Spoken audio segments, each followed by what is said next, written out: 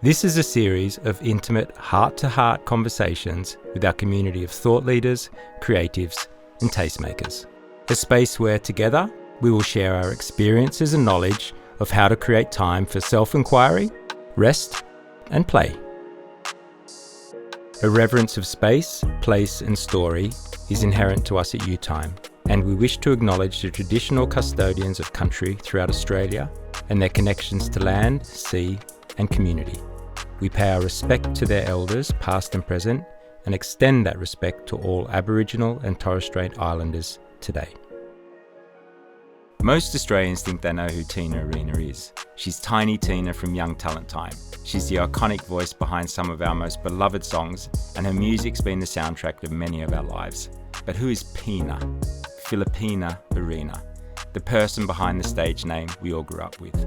She and I were introduced by mutual friends about 6 months ago, and I've quickly learned that Pina doesn't hold back. She's got opinions and she's got some stories. During this episode, we talk about what Tina wishes the Australian public knew about her, and the encounters that led her to making the decision to pull herself off the road to global pop stardom, and why she's glad she forged a different path for herself. So what is Pina's true measure of success? This is It's You Time with Tina Arena. Tina Arena. Steve Terry. How are you? Yeah, really good. Good? Yeah. I'm so excited to have you here. Thank you. I'm really, really happy to be here. I don't do this very often.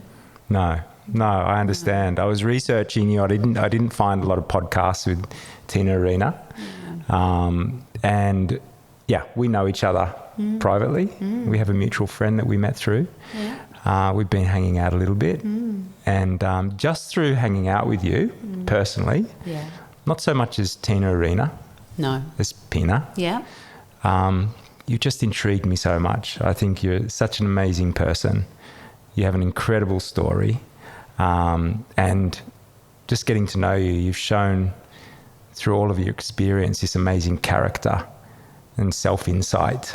You know, before this, I said to you, I don't really want to talk so much about your past, like your history. I think the Australian public know who you are. You're an icon. You're one of the most successful people in the history of Australian music. You're an icon here in Australia. Such a strange term. Yeah, right. To be referred to as an icon. Yeah, it's kind of bizarre. But I mean, I guess I understand it theoretically, because it's about somebody who's been around for a long time and who's really tread the boards. Yeah. So that's true. Yeah. Well, you and I are at the exact same age. Wow. Yeah. In the best decade of our We lives. sure are, man. This is so good, isn't it? It is. It's an amazing time. Yeah. Absolutely. Yeah, I love it. I mean, I have a confession. I had like a massive crush on you when I was little. so I was a bit nervous when I first met you. Yeah, I did. That's funny. I would never. Well, you know, here's something really, really funny talking about that. When I co-wrote Sorrento Moon with Christopher Ward in America, it's a very quick anecdote, in the 90s, you know, and we were talking about my childhood and stuff, and, you know, I said to him, you know, I've spent a lot of time, you know, summers growing up on the Mornington Peninsula, and he was like, well, you know, what do you like doing? Yeah. It's like, oh, you know, I like sitting on the back beach, like Sorrento, for example, and staring at all the surfies. He kind of looked at me and went, sorry. I said, yeah, I do. I really like staring at all the surfies. Surfies aren't interested in me, but I'm certainly interested in them. So just a little anecdote. I guess that's what Sorrento Moon is about too. It's about the environment and everything like that. What a beautiful, extraordinary place. But here you are, you're a surfie as well. Isn't that I am, yeah. I love it. And we took our mutual friend for a swim while we were in Manly. Yeah, he thought it was very salty. Yes. He comes from Sweden, where I lived for 25 years, and I know you've recorded and written a lot of your music up there. Yeah. So very different kind of environment, that's for sure. Oh yeah, Northern Hemisphere is completely different to here, that's for sure. Yeah. But it's a place that that is very special to me on a number of different levels, and culturally, creatively. It's been quite an extraordinary gift to be able to go in and out of Sweden and work with some really great minds, great people, and learn a lot and have really wonderful experiences. Yeah, I think, you obviously lived in France for a long time. Yeah, I lived in Sweden for a long time. I personally found that really moulded me. Like, it made massive, dramatic difference in the person that I am. How's your experience? And like, after experiencing living in a culture like the French culture for such a long time, and then coming back to Australia, how did that affect you? It's a fine line. You walk a bit of a tightrope, because I guess there's something we've always spoken about, those cross-cultural experiences in a very sort of cliche way, really. Everyone's like, oh, wow, how amazing, and all of that. And it is, without a doubt. And like yourself, I would have to say that France played a very big role in educating me, in giving me phenomenal experiences that I would not have had I remained here without living that chapter. But the downside of it is that you can really struggle with this sort of cross-cultural identity thing, where you can have a bit of an identity crisis at different points, where you go, well, who am I? Oh, yeah. Am I Australian? Am I French? Sort of, it's a real balancing act, because we are so different. Australians are very different to the French. Yeah. Very much so. Historically, all sorts of things. So, it was a real learning curve. But in retrospect, I don't think I would have been the woman that I am today, with all of the quirks that I have, if I hadn't lived that experience. I moved to Los Angeles the very, very first time in 1990. I was pretty young. Yeah. And I remember finishing a year on stage with David Atkins and doing a show called Dynamite, and I was the lead female in that. And I remember collating all my money from that 12 months of touring, and I put it aside in a bank account, and I went, when I'm finished that show, I'm going to take that money and I'm going to move to America for 6 months, rent a place, rent a car, and I'm going to learn how to songwrite. Oh, okay, right. And that's exactly what I did. Yeah. So I had the experience of living in and out of America for a decade, between 1990 and 2000. Yeah. So that was an interesting chapter of information. I collated an enormous amount of information.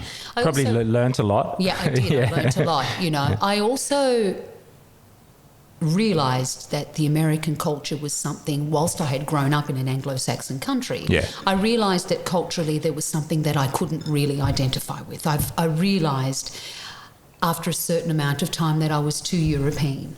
Yeah, right, okay. Too European to schedule a coffee 3 weeks ahead. Yeah. I was just like, I can't do that, guys. No. Sorry. Oh, you found them like super scheduled, right? Yeah. I couldn't deal with that, because there was no spontaneity. No. And I went, if there's no spontaneity in life, I don't know what we got. Yeah. And then from 2002 to about 2010, we lived in the UK. Yeah, okay. And and my son, our son was really, really young then. So, and that was an interesting time, but, a time also where I felt culturally much more at home. Yeah. Because I'd grown up in Australia, the sensibility is pretty much the same thing. Yeah. And then moving to France was really great. It was wonderful, because I am the daughter of Italians. Yes. So exactly. I am first generation Australian. So my parents are immigrants. Yeah. They came off the boat in the early 50s. So I very much You can really feel that on you as well. Which is beautiful. Yeah, well, I spent many years, being very apologetic about my European roots, which is such. Oh, is that right? What made you feel as though you had to apologise? Look, it wasn't cool growing up in the 1970s and being ethnic. Remember, I grew up on television in the 1970s. Yeah. I wasn't blonde. I wasn't blue-eyed. I was not that kind of girl next door with that look. I was the girl next door, but I had a completely different look. Yeah. I was fair. I was, dark-haired. I was quite extroverted. Right, yeah. Yeah. So it wasn't cool being that. Very cool being brought into that show at that time. So like whoever produced the show, I'm not sure who it was at that John stage. Young. It was John Young, right? Kudos to him, right?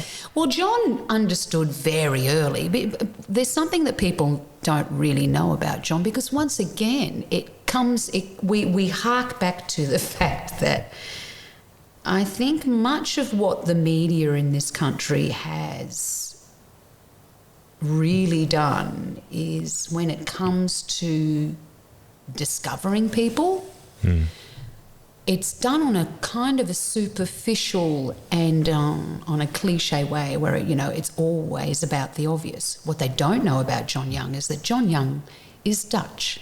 So he was born in Holland. Oh, so right, he's a European man. Yeah. So he came to Australia when he was very young with his parents. They settled in Perth. He grew up there, and John was very progressive. Very, very, John put the Bee Gees on the map in Australia. Oh, right, yeah, as a young man, He did all sorts of wonderful things. So getting back to that thing, when I then lived in France, it was fine. I felt at home.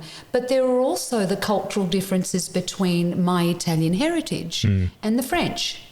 Yes. Because there is a big difference between the French and the Italians.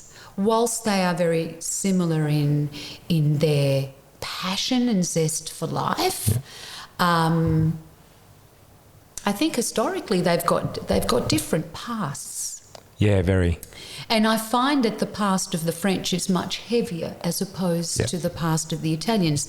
The Italians, as a general rule, are pretty happy people. Yeah, I find that confident and happy. Happy, and if they're not happy, it's not really something that they would necessarily impose on you. No. Whereas French are just programmed very differently. There are many more layers of complexity. Yeah. But having said that, there's a lot of beauty in that complexity. Yes. And I grew up a lot due to that complexity that I struggled sometimes to untangle. But having said that, I found it an extraordinary privilege to be able to live in that country, to be able to have a career in that country, and to have had the experiences artistically that I had there over a 20-year period. I mean, amazing. It's nuts now. I mean, I don't think that really Australians really understand sort of the depth of that experience that you've had. No.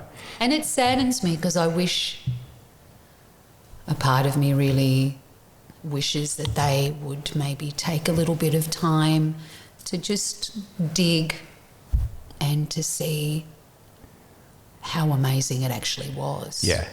Yeah. Because it's, no, when I think about it now, when I started going there on a very regular basis from about 96, 97, The Mask of Zorro, the film had come out with Banderas and introduced Catherine Zeta-Jones and Anthony Hopkins, and the soundtrack I recorded for Sony Pictures.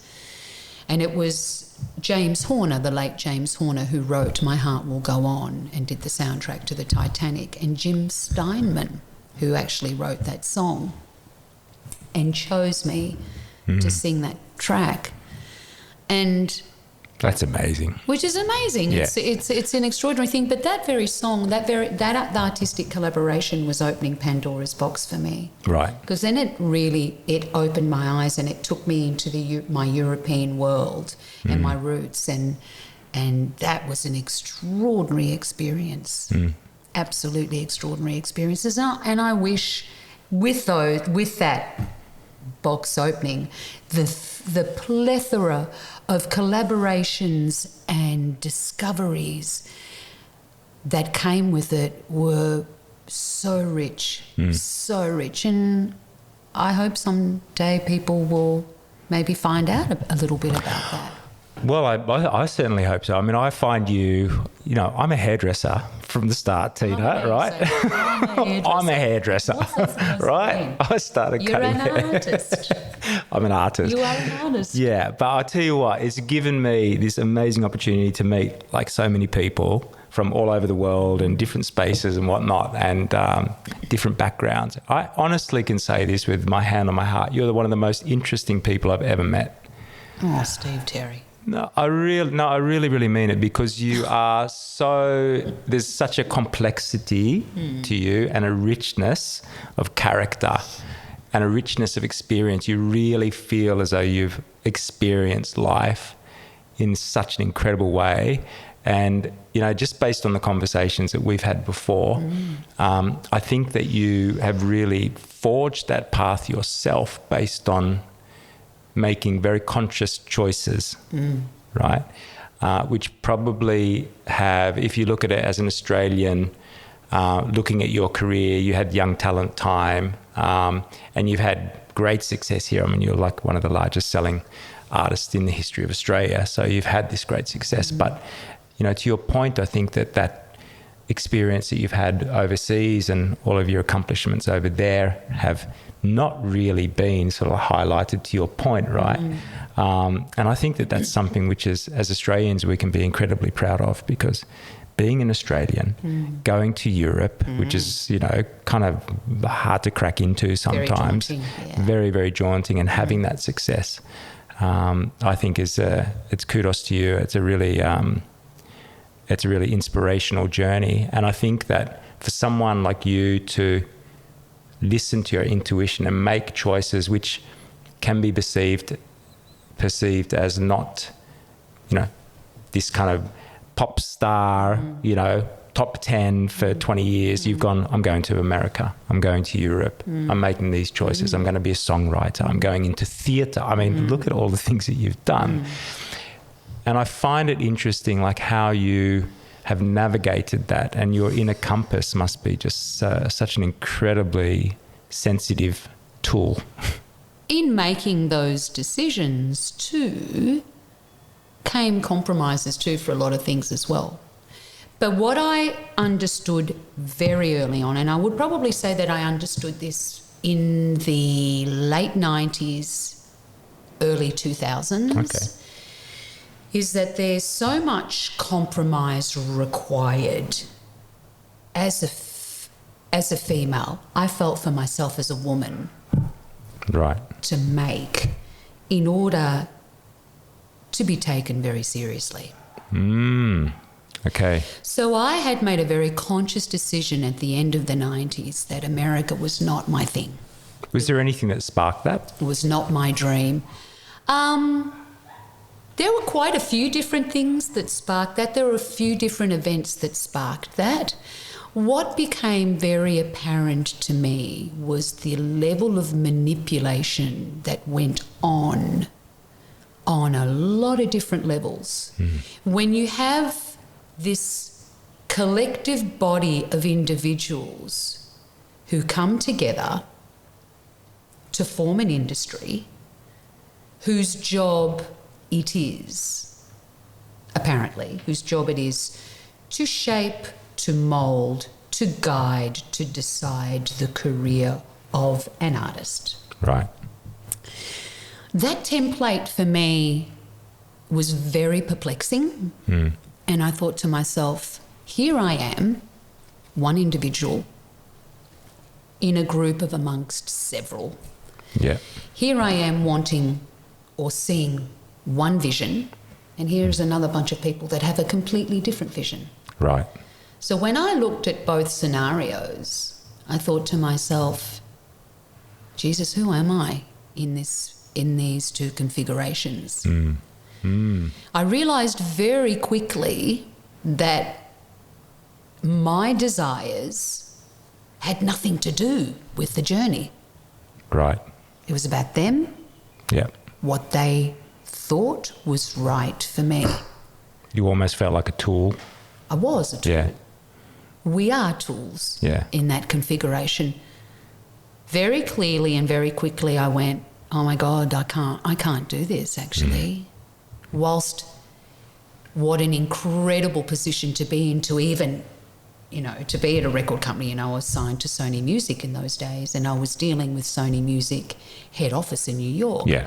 I was dealing with Tommy Mottola, Right. who at the time was the CEO of Sony Music, and a very successful one, drove Sony Music through some very successful years. Yeah.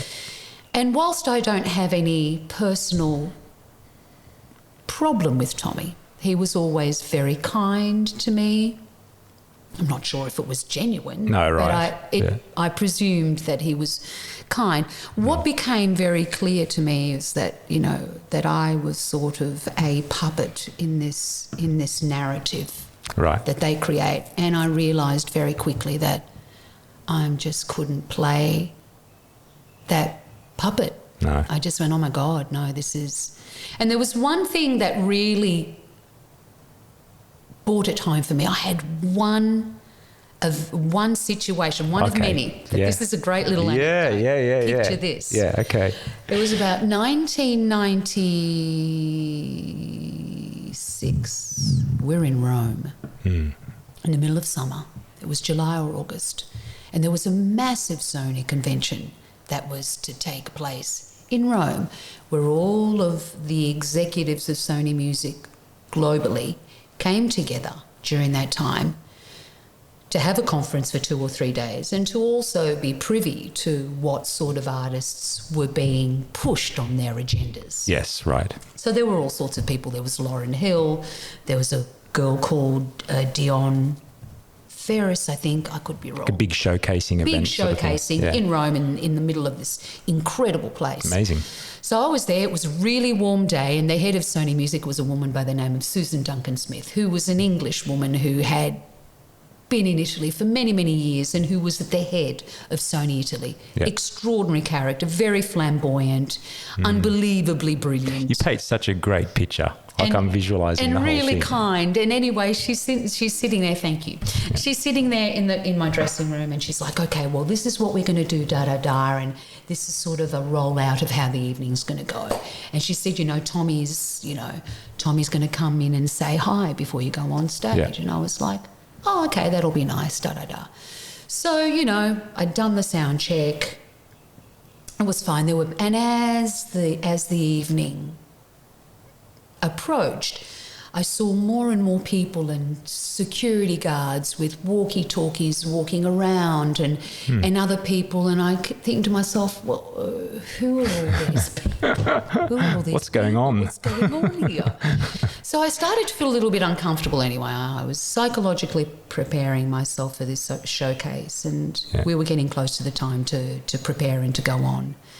And Susan Duncan-Smith comes into my dressing room and goes, "Tina, Tommy's on his way and wants to come in and say hi." I'm like, sure, Cool. whatever. Very nonchalant. Yeah. In those days, I was quite masculine in my femininity. I wasn't terribly connected with my femininity at that time. And I think I know why now. It was a real self-preservation of trying to survive a very masculine world at the time. Yeah, at that time it would have been very masculine, it was very, very male heavy. So I'm sitting there getting ready. Susan's like, he'll be here in 5 minutes. I'm fine. She goes, he's coming. So he walks into my dressing room, my height. I've gone, "Hi, Tommy, nice to see you." Oh, so he's only a small guy. He's only then, a small man, and and quite kind in the face, and very charismatic, and quite a fantastic energy. So we've met, da da da, and he's like, "How are you doing?" And he goes, "I really love your record, and I love this, and I love that." And I'm like, "Thank you, Tommy. It's really kind." Because I know you're going to be great tonight. I said, Well, I said, you don't know, but I said, thanks anyway for the vote of confidence. I really appreciate it. And he looked at me and he stopped and he paused and he stared at me for about 2 seconds and he said, Tina, how old are you? I said, 27, nearly 28, or 26 or 27, I said at the time. And he said, and he looked at me and he paused and he went, well, you're 22 now. Oh. And kind of looked at me and he went, have a great show. Oh. And just for the people who are only hearing this, Tina just looked at me with cutting eyes. I just thought to myself. Just looked straight through me. What is that supposed to mean? How am I supposed to interpret that? So I'm 27 years of age. I'm a kid. Yeah. I'm a very young 27-year-old. Let me tell you, when I say to you that I was young in my 20s and even my 30s, I was young. Right, okay, yeah. So your maturity. Not naive young or? Yeah, a little bit naive young. Okay. Yeah. So he said that to me. I was looking at him in some sort of stupor, sort of great perplexed look on my face, just thinking, what the fuck is that supposed to mean? Yeah. And he walked out and I looked at Susan Duncan-Smith and she had this sort of nervous smile. I looked at her and I went, well, what on earth is that supposed to mean, Susan? I said, I'm comfortable with my age. Yeah. Why do I need to be younger? Yeah. Whoa. That made me very, very uncomfortable. And it said a lot to me about the whole way in which, in the perception. The BS. Stuff, it's like in the bullshit. Yeah. I'm like, I'm fine with my age. Yeah. What is your problem, mate? So you've got an issue here. I don't. That's point. Very beautiful. That very point that day made me realise, I thought, wow, I don't even have the freedom to be true to myself. Oh, I love that. That was poignant. And that day I went, I'm not sure I want to be a part of this landscape. And you know what? I'm glad I wasn't part of that landscape. Yeah. I'm grateful for the opportunity of having learnt a lot thanks to the Americans. I've learnt so much and I'm eternally grateful for that experience. But what I also learned very clearly was that the American dream was not my dream. Well, I think you just very beautifully pinpointed why your compass is so effective, right? Because you just said that I realized that I couldn't be true to who I am. So you'd be compromising your integrity towards yourself. And it feels to me as if Pina Arena gets into that situation, she don't compromise. No, she won't compromise. And that's very, very true. And I think that was a moment very, very much where Pina Arena sort of stood up and went, Yeah. Nah, I don't think so. And I'm grateful because that is what I now would deem very categorically as my intuition, that inner voice spoke so loudly that young. That's fantastic. And the key moments in my life where I needed the intuition to be at the forefront, it was. Yeah. Yeah. But there are also many moments after that, or even before that, where I didn't allow my intuition to be at the forefront. And as a result, ended up in a lot of trouble. Have you found that when you've had that gut feeling, a lot of people talk about intuition as being your gut feeling, your head saying one thing like, oh my God, like that's success, that's cool, I should be doing that because that's the path that you're supposed to be on. But your gut is saying, don't feel good, don't want to do this. Well, who says that, who says that that's the right thing to do? Again, it's a concoction of the status quo. There's this whole narrative that's been constructed over time that says that if you do this, do that, do this, you have achieved success. Yes. Well, not necessarily so. I don't believe in that at all, actually. So then it really comes down to the philosophical question of how do you individually define success? You see, I define success very differently, I think, to perhaps a lot of the collective. Could you share that? How do you define success? In my humility, I will share that with you. Scott. Yes, thank you, Tina. Beautiful. Okay. How do I define success? Yeah. For me, I am my own definition of success. And the reason why that is because I have I do what is right for me and for my heart, first and foremost. It is not I do not follow somebody else's ideology of what they deem as success. For me, success is somebody who does what they ultimately are supposed to be doing. I am doing what I believe I was put on this earth to do. I communicate and storytell through music. I draw on my experiences personally. I draw on the observations to which I'm privileged to see, whether those observations are good, bad or indifferent. Through my job and my craft have been the soundtrack to many people's lives, which is an extraordinary gift and an amazing privilege. Success is being able to do what you love. Success is your health, first and foremost, your spiritual health. Yes. And then it's the physical achievements. But I think my spiritual health is my success, because without that intact, I don't think I could do what I do. So that's the way I define it. It's not about the amount of money you have. It's not about the materialism that you collate along the way. Your success and your richness is in your experiences, your interactions, what you give, what you leave people with. Yes. That is wonderful. And the gift of being able to pass knowledge on, because I think as humans, we inherently have that within us. Whatever we learn, we pass it on. And it's important to pass it on. It's important to pass on those experiences, whether they be beautiful or whether they be absolutely horrific, because there's something to learn in all of that. That was so beautifully authentic. Oh, wow. That's really nice. I have to welling up myself here. Oh dear. That was absolutely beautiful and one of the most incredibly giving and generous little speeches I've heard.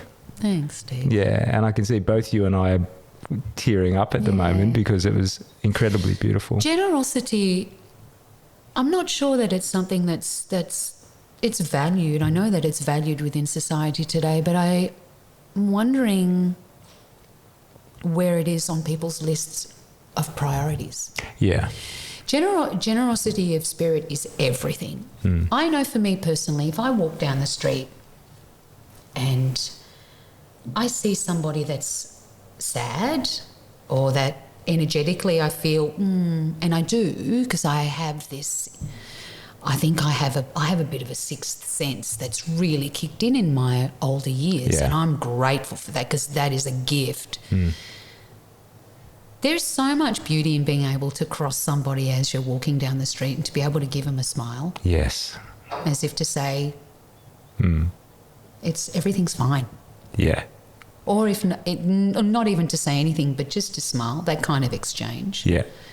I mean, I can't put a price on that. No. Because everybody's, today you're walking, doesn't matter what you do, everyone's on their phones and stuff. And I'm sitting there going, wow, have we really come to that now where we have been geared so much towards this extraordinary disconnection? And people talk about it, and But are people really talking about it? No, I think people are talking about it in a very superficial Yes. way. Yeah.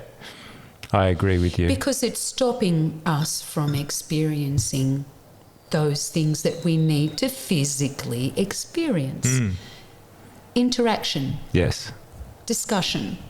The deep conversation. Correct. Yeah. Agreeing to disagree and being very comfortable in the fact that two perspectives may not always meet on the same page.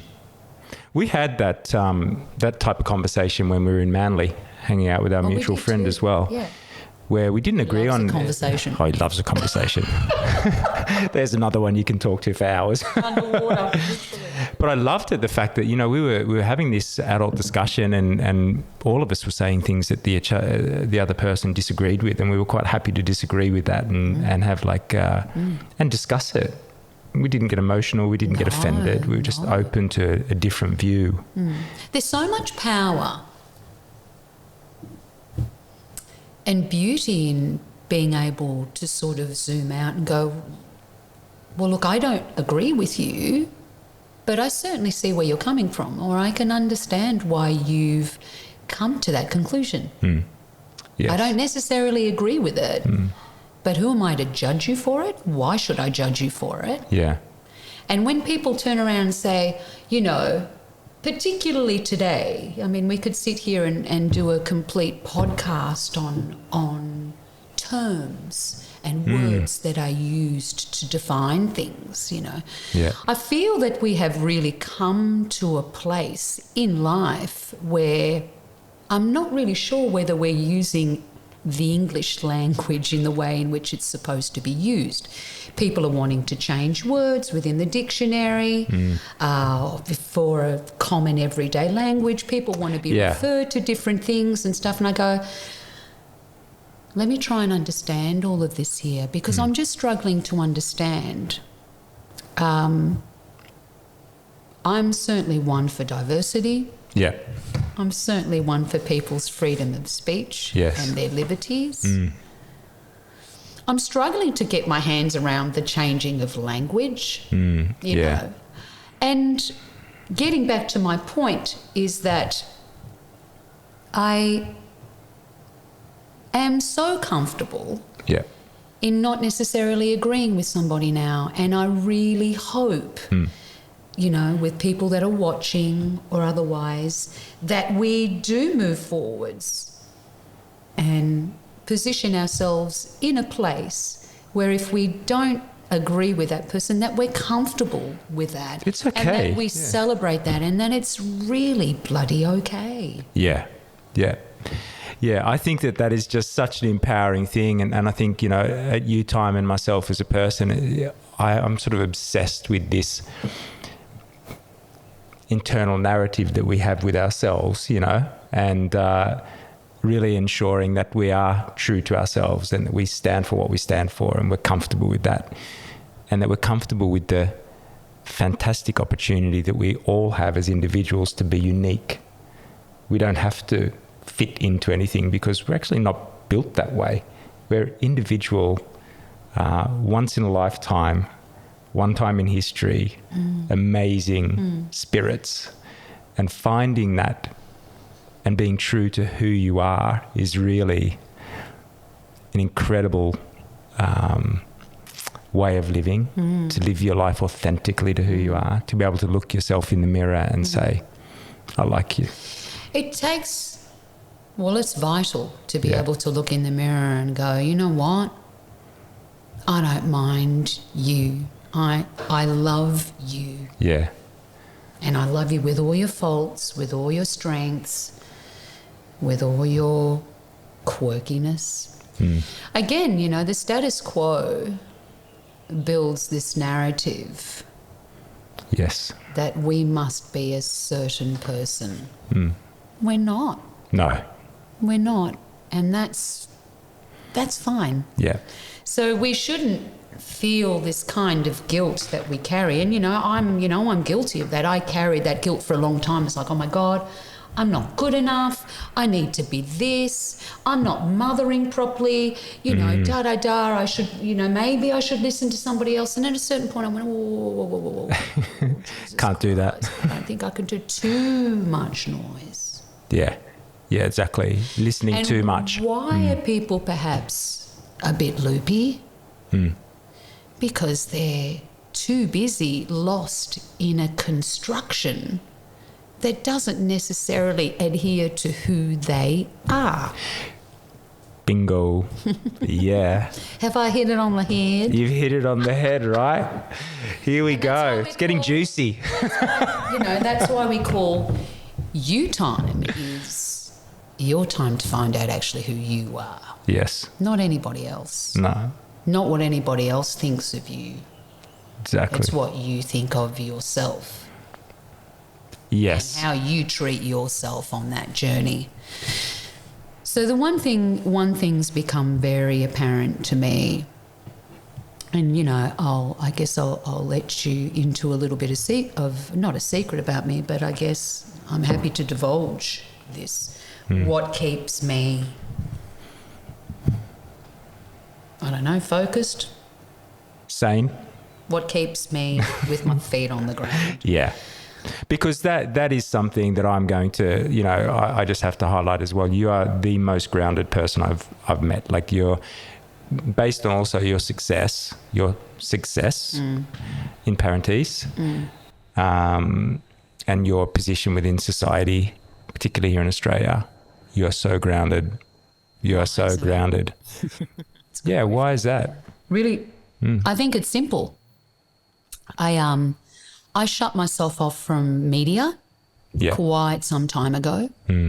I don't particularly like what I see. I don't like I find TV violent. Yes. I find it polluting. It doesn't cognitively work for me. No. And it's really interesting because last night I stumbled across this wonderful interview of Jordan Peterson with this American comedian. And this American comedian sort of said to him, what is it about you that, makes you that different? What is it that you don't, you're in the media, da-da-da. And he said, well, basically I haven't watched TV since... He goes, haven't had a TV, I think, since 1985. Yeah, cool. So Jordan Peterson does not watch TV. No, right. Yeah. And I thought, wow, isn't that interesting? Didn't surprise me at all, actually. I don't watch TV at all. No. I have a lot of friends on TV, friends that I love, human beings. You grew up on TV. I started my life on TV. I'm unbelievably grateful for that experience that I had on TV because that was my education. For me, that was my university, my master's and my PhD was learnt through those 7-8 very dense years on TV. Yeah. So that was my education, but I don't feel that it nourishes me. No. Because the approach of it is something that I don't relate to. The psychology and the messaging I don't agree with. No. So, and I also am not a fan of somebody trying to tell me what to think. Please don't tell me what to think. One of the only things that I have as a human being is my capacity to draw my own conclusion. Yeah. And if you take that away from me, my capacity to discern, to think for myself, I have an issue. And what I find globally today, and the reason why we're living in this world that is heading towards a metaverse, God help us. With anyone that's got any kind of health inclination, I would say very clearly. Yeah, what's up with that, really? Well, again, You know, I'm not interested in billionaires exercising or perhaps, you know, comparing the size of their penises, excuse the expression. No. And I know that that's quite bold and rude. Yeah. But, you know, when you've got billionaires or trillionaires or zillionaires, whatever they choose to want to be referred to as, building and constructing things in phallic shapes, you need to be genuinely concerned about where it is that we're heading forwards. Now, everybody is entitled to their own journey. Yeah. Everybody is entitled to hit their own objectives and so forth. I'm not sitting here telling you whether you're right or wrong. No. Do I want to be a part of it? Absolutely not. No. And I think that's a really important thing. I mean, to be able to stand back and actually see things for what they are, not just accept them, because we're so distracted at the moment. And to your point, you know, TV and social media, you know, everything has its place, and you know, we're in that space as well. We're on social media as well, but we can become so distracted and everything goes so fast, so we actually almost lose the ability to ask the questions, really stand back and look in and turn stones and define what is actually going on. And I think that you know, obviously you stepping away from watching TV and all, you know, those sorts of medias, it allows a depth of thought and it allows your imagination to really take place in that deep thought where you can really analyse what's going on. There's a couple of, you know, one of the things that's come out of where we've been these last 2 years, through the absolute destruction of many things, status, you know, the societal structures, the democracy, which is being phenomenally challenged, the narrative, all of that stuff, which is just exhausting. I think people are exhausted beyond belief. That's why what it is that we're doing has become more important than ever, and it is medicinal because it's about a discussion. Yes. Yeah. But my point is that when you keep a populace or a society entangled in in this perpetual motion, non-stop motion, what happens is that they have no room to draw conclusions, no room for thought, no room for proper challenging, just no room really. Yeah. So the treadmill, you keep on that treadmill, you keep going till boom, you hit the wall, smashes you, and you splat. Yeah. And most people, good people, will splat. So what I've taken away from this whole 2 years of universal challenges is that it has allowed us to stop. So, and the other thing that it has allowed us to do is to see the extraordinary level of imbalance in our societies, in governments, in perspectives, in a future moving forwards. Yes. It's exposed a lot. It has the geopolitical shifts, the immigratory shifts and stuff, the countries against one another, the philosophies, the past experiences, the way in which Silicon Valley has really shaped this new world that we live in. You know, we need to be very, very, very careful about a lot of things. And, you know, I would always very warmly invite people to really take the time to zoom out and to really look at this whole thing and to not get caught in that wheel or to avoid the treadmill. Avoid the treadmill at all costs. Avoid the treadmill. Look, Stay off the treadmill. we are like so aligned. It's ridiculous. I stay off the treadmill. I'm not interested in the treadmill. It's not fun. It's not a good place to be, the treadmill. Not that sort of the society treadmill. No. And look, I agree with you. I think that it's been, really devastating for a lot of people. There's been a lot of bad things that's come with COVID. But there's been a lot of good. There's been a lot of good, And to your point, it's given us time to stop and reflect and learn and adjust and adapt. See where la vérité lies. See where the truth lies. Is that what it is? Absolutely. Yeah. The verity, the truth. Well, it starts with you. Yes. First and foremost. Yeah.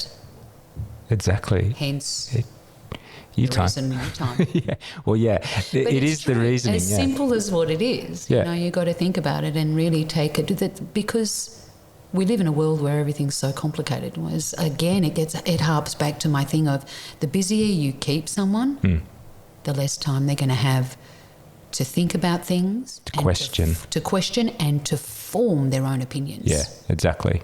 And that goes across the board. It's the way they're educating our children. There's, one of my best girlfriends pulled 3 kids out of private education. Yeah. I pulled my son out of private education. Yeah. So within my inner sanctum, there was already 4 children, including my own, that we just went Out. out. Yeah. With all due respect, I'm not going to sit there and criticise an established education, but I will challenge the establishments when it comes to education. I will absolutely, because if we are going to allow the technological world and AI, artificial intelligence, to take the place within our societies, we need to fight. Oh, yeah. And fight real hard to make sure that the humans don't ever lose their position. Yeah, a lot of power the times you in the go, first place. why are we Correct. why are we heading in that direction? Correct. Like, what's the win? Things happen a bit faster, a little cheaper. Unfortunately, the greatest problem within the greatest problem with all of that, Steve, is called bottom line. Yeah. The greatest religion of today's day and age is money. Yeah. It's not religion. It's not spirituality. It's not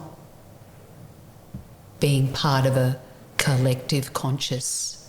It's absolutely not about that. It's not about your neighbour.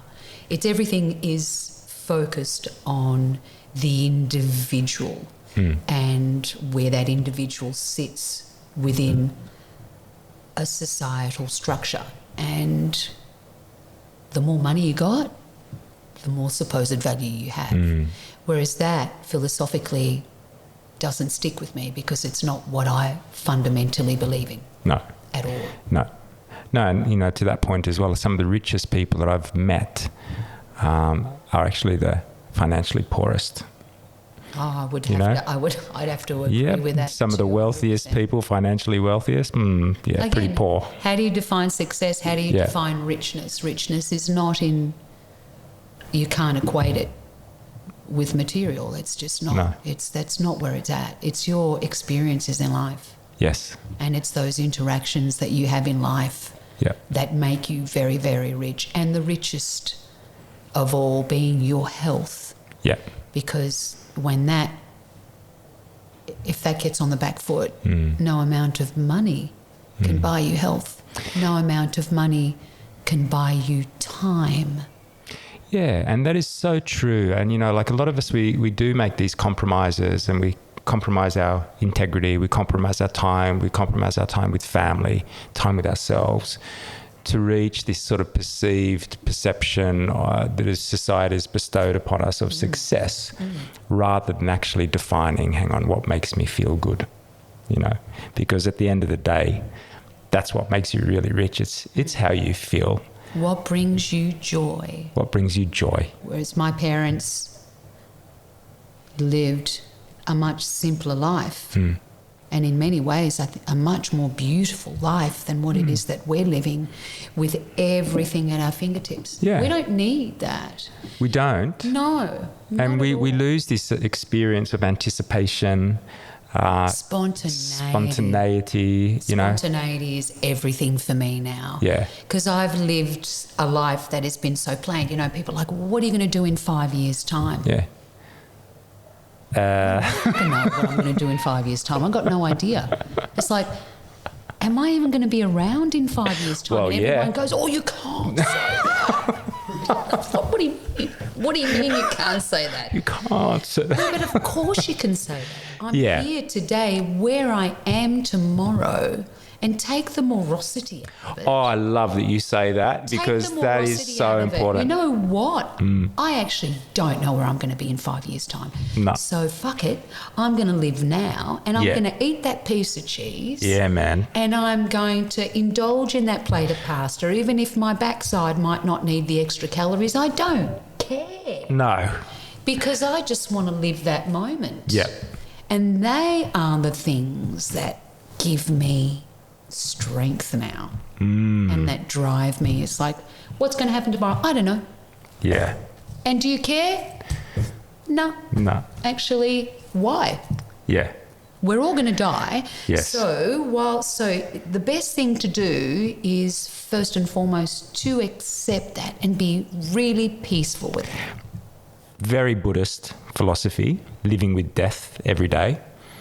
We do. All Yeah. of us. live We all with do. A lot of us choose to ignore that fact, though.